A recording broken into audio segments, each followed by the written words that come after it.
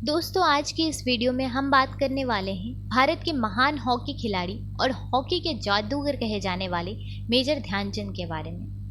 दोस्तों, मेजर ध्यानचंद का जन्म 29 अगस्त सन 1905 ईस्वी को इलाहाबाद में हुआ था। वह एक राजपूत परिवार में जन्मे थे। बाल्य जीवन में खिलाड़ीपन में कोई विशेष लक्षण नहीं दिखाई देते थे, इसलिए कहा जा सकता है कि हॉकी की खेल की प्रतिभा उनमें जन्मजात नहीं थी, बल्कि उन्होंने सतत साधना, अभ्यास, लगन, संघर्ष और सत्य संकल्प के सहारे यह प्रतिष्ठा अर्जित की थी। साधारण शिक्षा प्राप्त करने के बाद 16 वर्ष की अवस्था में 1922 ईस्वी में दिल्ली में प्रथम ब्राह्मण रेजिमेंट में सेना में एक साधारण सिपाही की हैसियत से वो भर्ती हो गए थे। जब फर्स्ट ब्राह्मण रेजिमेंट में भर्ती हुए, उस समय तक उनके मन में हॉकी के प्रति कोई विशेष दिलचस्पी या रुचि नहीं थी। दोस्तों, ध्यानचंद को हॉकी खेलने के लिए प्रेरित करने का श्रेय रेजिमेंट के एक सूबेदार मेजर तिवारी को है। मेजर तिवारी स्वयं भी हॉकी प्रेमी और खिलाड़ी थे। उनके देखरेख में ध्यानचंद हॉकी खेलने लगे और देखते ही देखते वह दुनिया के एक महान खिलाड़ी बन गए। सन 1927 ईस्वी में लॉन्स नायक बना दिए गए थे। सन 1932 ईस्वी में लॉस एंजल्स जाने पर नायक नियुक्त हो गए। सन 1937 ईस्वी में जब भारतीय हॉकी दल के कप्तान थे तो उन्हें सूबेदार बना दिया गया, और जब द्वितीय विश्व युद्ध प्रारंभ हुआ तो सन 1943 ईस्वी में लेफ्टिनेंट नियुक्त हो गए, और भारत के स्वतंत्र होने पर उन्हें 1948 ईस्वी में कप्तान बना दिया गया। केवल हॉकी के खेल के कारण ही सेना में उन्हें पदोन्नति होती गई। 1938 ईस्वी में वायसराय का कमीशन मिला और वे सूबेदार बन गए। उसके बाद एक दूसरे सूबेदार, लेफ्टिनेंट और कैप्टन बनते चले गए, और बाद में उन्हें मेजर बना दिया गया।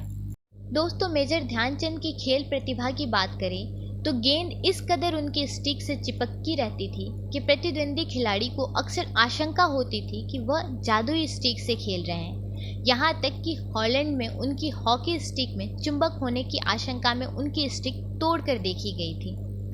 जापान में ध्यानचंद की हॉकी स्टिक से जिस तरह गेंद चिपकी रहती थी, उसे देखकर उनकी हॉकी स्टिक में गोंद लगे होने की बात कही गई थी। ध्यानचंद की हॉकी की कलाकारी के तो जितने किस्से हैं, उतने तो शायद ही दुनिया के किसी अन्य खिलाड़ी के होंगे। उनकी हॉकी की कलाकारी देखकर हॉकी के मुरीद तो वाह वाह कह ही उठते थे, बल्कि प्रतिद्वंदी टीम के खिलाड़ी भी अपनी सुध-बुध खोकर उनकी कलाकारी को देखने में मशगूल हो जाते थे।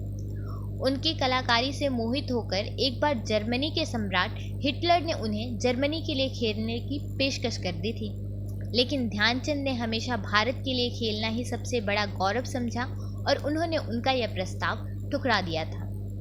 वियना में ध्यानचंद के 4 हाथों में 4 हॉकी स्टिक लिए एक मूर्ति लगाई गई है और दिखाया गया है कि ध्यानचंद कितने जबरदस्त खिलाड़ी थे। जब ध्यानचंद ब्राह्मण रेजिमेंट में थे तो उस समय उन्होंने मेजर तिवारी से, जो कि खुद भी एक हॉकी के शौकीन थे, हॉकी का प्रथम पाठ सीखा था। सन 1922 ईस्वी से सन 1926 ईस्वी तक सेना में ही प्रतियोगिताओं में हॉकी खेला करते थे ध्यानचंद। दिल्ली में हुए एक वार्षिक प्रतियोगिता में जब उन्हें सराहा गया तो उनका हौसला बढ़ गया। 13 मई सन 1926 ईस्वी को न्यूजीलैंड में पहला मैच खेला गया था। न्यूजीलैंड में 21 मैच खेले गए, जिसमें 3 टेस्ट मैच थे। इन 21 मैचों में से 18 जीते और 2 मैच अनिर्णित रहे और 1 में हार गए थे। पूरे मैच में उन्होंने 192 गोल बनाए।